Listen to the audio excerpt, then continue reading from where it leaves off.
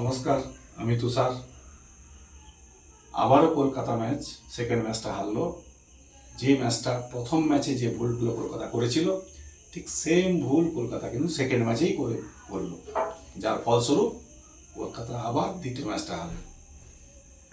এই ভুলগুলো যদি কলকাতা যদি লাগাতার করতে থাকে, তাহলে আমরা যে স্বপ্নটা দেখেছিলাম কলকাতা এবার প্লে অফ খেলবে, সেটা কিন্তু আমি আশা দেখতে পাচ্ছি না।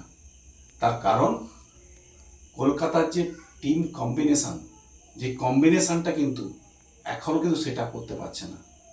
কারণ যতক্ষণ না একটা টিম, যত ভালো প্লেয়ারই থাকুক না কেন, টিম যতক্ষণ না টিমের রিকোয়ারমেন্ট কী, প্রয়োজন কী, সেটা যতক্ষণ না টিম বুঝতে পারবে, সেই অনুযায়ী প্লেয়ার সেট আপ করবে, সেই টিম কিন্তু দাঁড়াতে পারবে না। কিন্তু কলকাতার যে প্লেয়ার আছে, যথেষ্ট ভালো প্লেয়ার আছে, কিন্তু সেই প্লেয়ারগুলোকে কিন্তু সঠিক কম্বিনেশন অনুযায়ী কিন্তু রিপ্লেস করতে পারছে না কেকেআর ম্যানেজমেন্ট। তো আশা রাখবো আগামী ম্যাচে কলকাতা দারুণভাবে ফিরে আসবে এবং সঠিক কম্বিনেশন তৈরি করে ফিরে আসবে। কারণ আমি একজন কলকাতা সমর্থক হিসাবে এটা আমি আশা করি অবশ্যই কলকাতা নেক্সট ম্যাচ দারুণভাবে ফিরে আসবে। নমস্কার।